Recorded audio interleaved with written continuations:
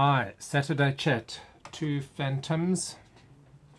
Now, I was just looking at this as I was ready to start the video, and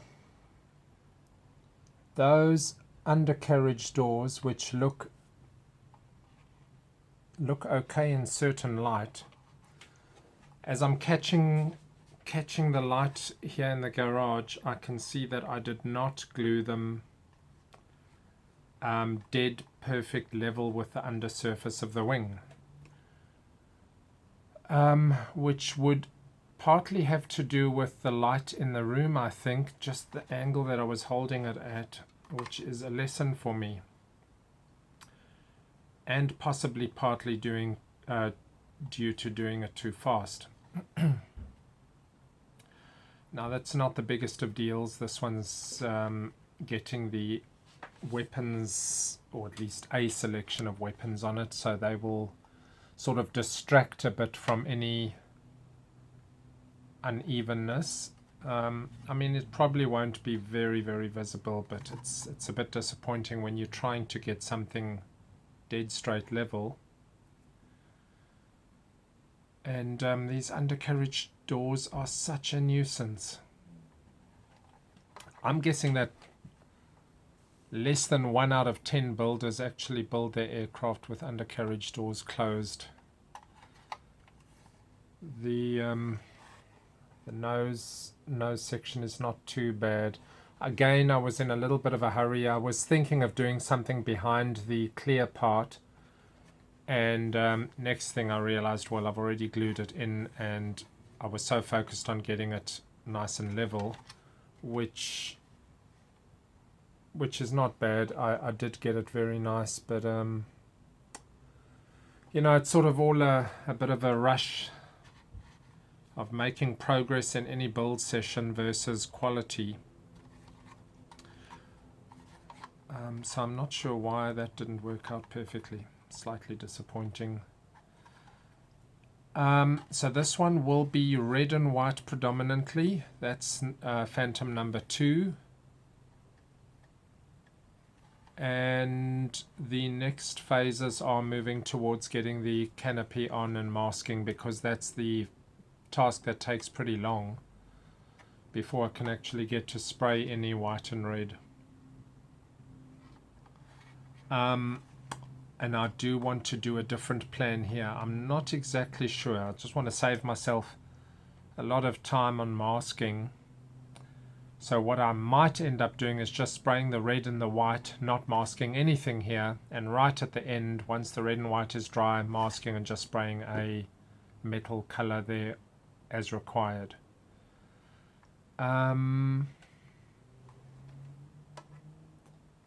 So this one went together very nicely. The joints, not a ton of filling. Everything actually went together really nicely. Wing fillets.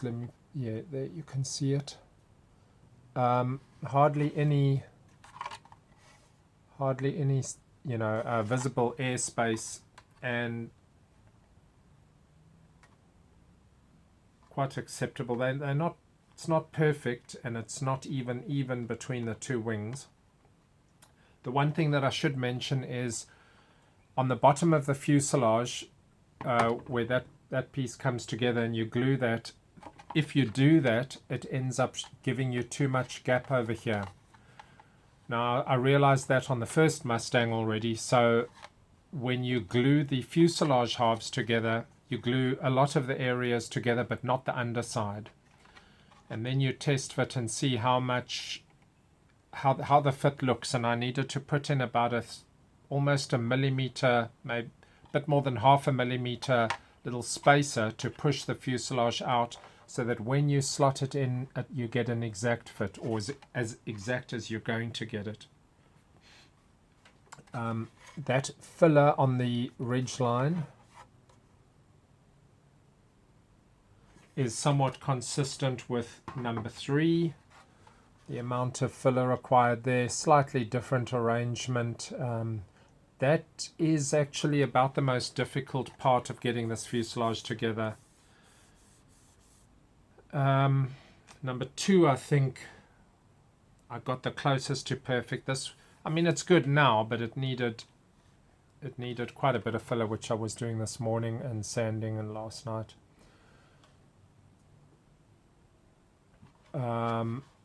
Also up front here, which on number 2 I didn't need to do as much. This one didn't end up that good. Some under there and a little bit there, but it's all good. It's filled very nicely. It comes across as a lot of unevenness in the video, but it feels very smooth.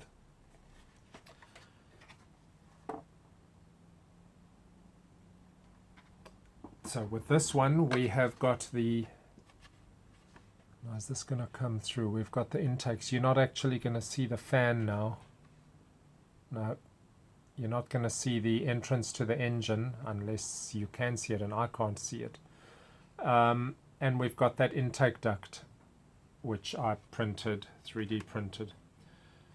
We've got those, which, as I did say, will not be very, very visible once the doors are at an angle and in position. But anyway, it was just a bit of fun practice modeling that. So this one gets undercarriage down, which saves me a lot of work having to get those doors, and air brakes I'll put down as well for what it's worth.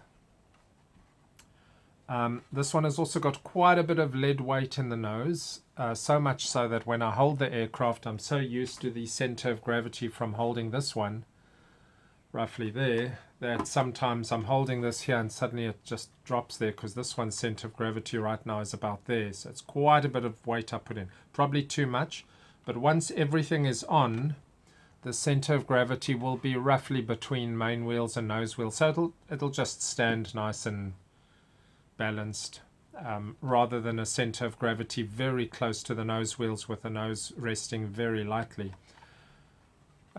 Probably put in a bit too much weight. Gluing the fuselage down into the wings. If you put glue onto the fuselage, you're pushing it onto the wing and it'll push your glue up. If you put the glue onto the inside of the wings there, your fuselage is pushing downwards, so you will ensure that you, depending on how much glue you use, but I mean within reason, you're not going to get anything pushing out. So you put your, you don't even need to go all the way to the end. It's really just this section here which gets the most of the glue. Quite a short section there. Do that both sides. That's tube glue I'm talking about, you know, a good enough line of glue that is going to hold this on very securely. It slots, you know, you've already pre-positioned it. Oh, and of course you do put in your line of glue there, so it's got that. Put it in, and after it's dried, all good. There was something I needed to remember to say, and that was in relation to a part of the fit touching something else and stopping it from seating fully correctly.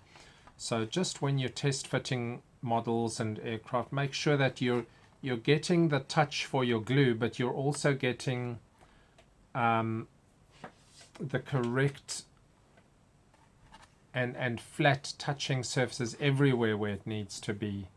I think also here on the inside of the tail there was something which was needed to be flattened a little bit. Now, I haven't spoken a whole lot about the tail planes, the horizontal stabilizers on all of these Phantoms. The 132nd has got that very, very nice strong mounting, but these ones have just got the two independent pieces, and that's all you get, that little hole, which makes the tail planes on this model the absolute weakest part of a final airframe and being able to touch and hold things. I've been pondering what to do there, and I haven't reached a solution yet. I mean, I'm guessing that what most people end up doing is gluing it carefully in and hope for the best. Don't touch your aeroplane. The seats I will put in before I get to the canopies are, in one of the models it gives a one-piece canopy, which is so nice. And I don't know why they don't give that in all the kits, the individual canopy pieces and the one-piece canopy. So if you wanted to open your cockpits, you can, and if you don't want to, I mean, it's such a simple little extra for the model. You know, one might even say that they only thought about it later, and with later boxings gave it. But I mean, that's a pretty obvious item to give. What else can I say about this one? Little bit of a nuisance here with the, you can't really see the line because it's actually about there, the join line, because it's so when you're gluing your wings to your fuselage, don't leave things like that alone.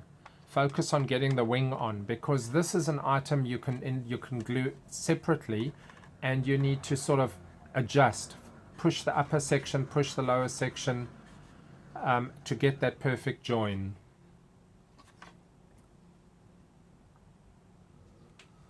And you know, you can get some glue inside there. That's somewhat handy.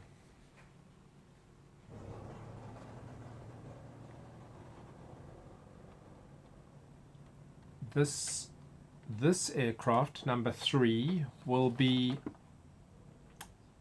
an interesting color scheme. It won't be this color scheme, but it will use a lot of these decals.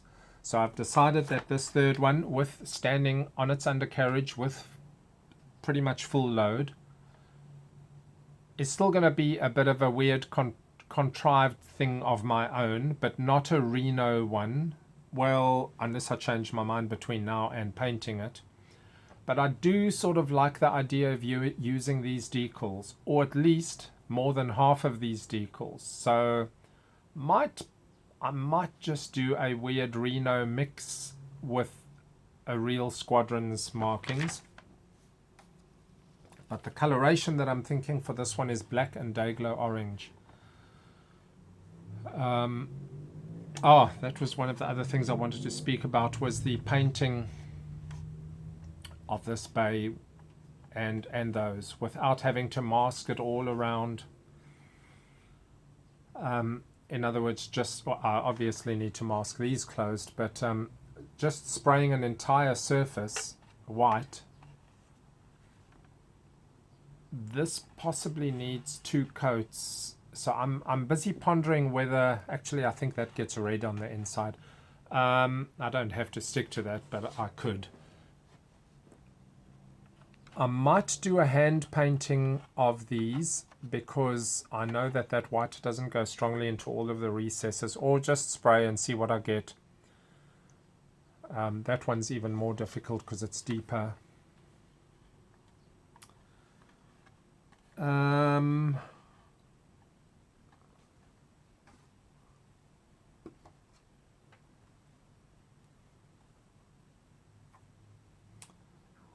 The red one, I do need to get red color in here before the intakes go on, so there'll be a bit of an interesting double spray job to get that all right.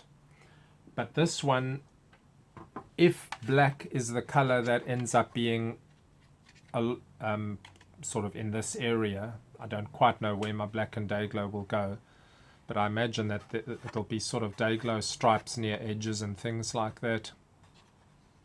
I could glue on these intakes and then spray black, but you might still see some light grey color there. So once again, I might actually have to spray an initial spray to cover some of these areas, and then glue them on, and then do a final spray. I'll need to do a bit of planning around that.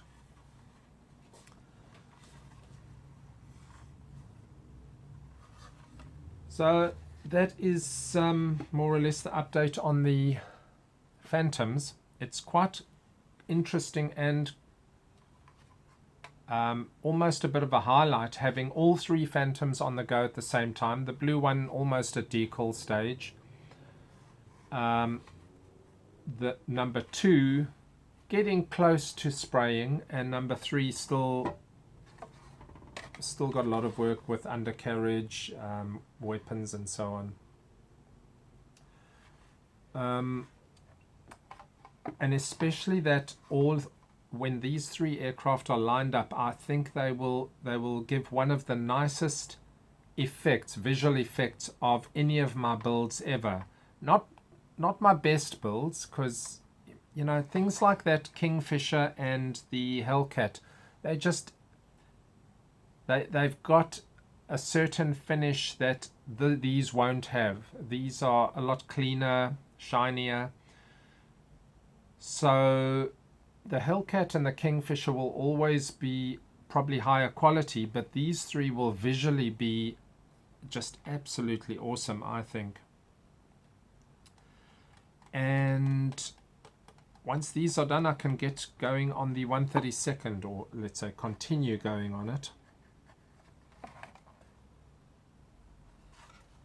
It's really difficult sometimes to see if you've actually got the edge. So right over here, to see if you've actually got the edge, and you run your nail over that from plastic to filler to see if there's any little step, and I can see I have still got a little bit of a step there. One thing that I thought it was worth mentioning is, you know, and I have covered this, and it's a difficult topic to know when you should and shouldn't use a primer coat. So that gloss blue, especially that mid blue. Now I did say that I almost didn't get away with it because there was some dark overspray on the intakes and from where I'd sprayed the canopy. So I almost got myself into a problem where I was spraying a blue over a light and a dark color. But that blue was a strong enough one. The red is not in the same league as blue there. So when I get to this number 2 Phantom, do you use a base coat or not? I still want nice and shiny, so that's in favor of not using a base coat. Look at your filler line. Does your filler line stand out from the base plastic enough to warrant a base coat? In this case, not. They're very close. Red will easily cover that. Is there anything on the aircraft that is a different color? And at this stage there isn't. So I can get away with red. Sometimes you need to have a white base coat to get a brighter red. I think with this one I'm going to get away with just spraying the red straight away.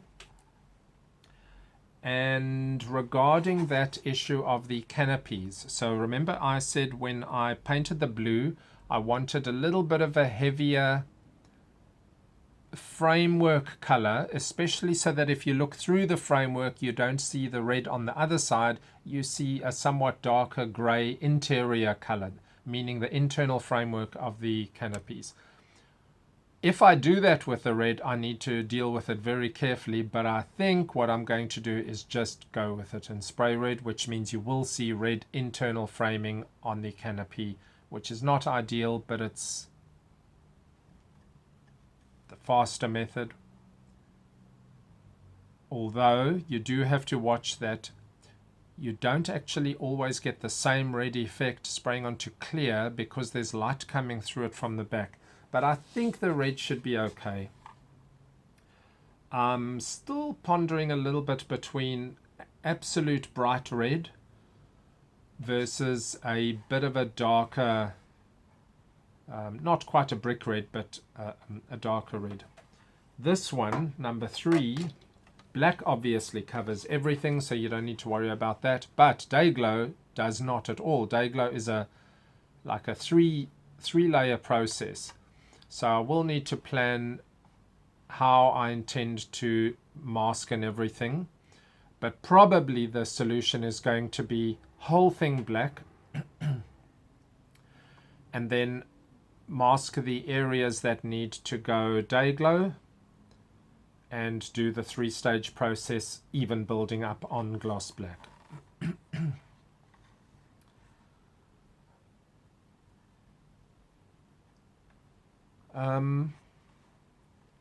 Because of the nature of these 3 builds and me not doing much weathering so far, I doubt I'll be doing much at all. I mean, a little bit here by the metal parts and exhausts and things, but not really on the main color, with the possible exception of maybe darkening the recessed lines, of which there's only one or two on the whole aircraft.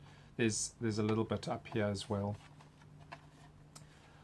All of this raised panel line detail doesn't matter at all. The only thing it really matters for is the decals, getting them to seat properly.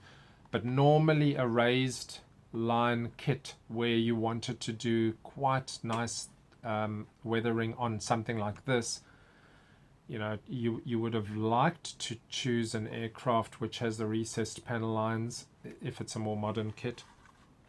But in this case, it doesn't matter at all. So don't worry. I'm not worrying about the panel lines here.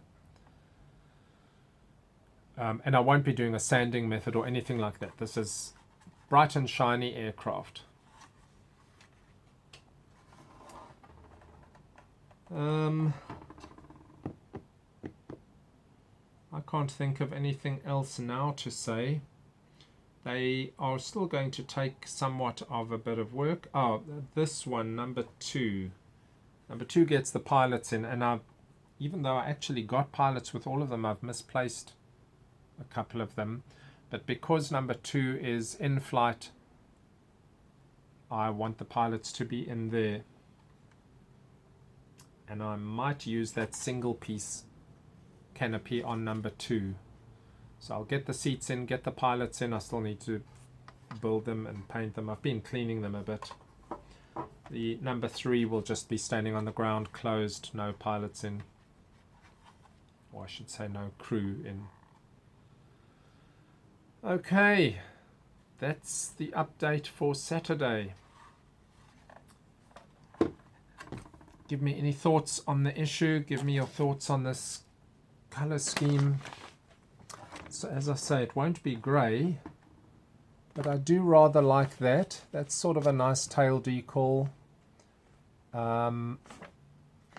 That's a good decal to have on, or probably good to have on any of them. Although the blue one is interesting in that it's got gold decals for all of that. Okay, happy modeling.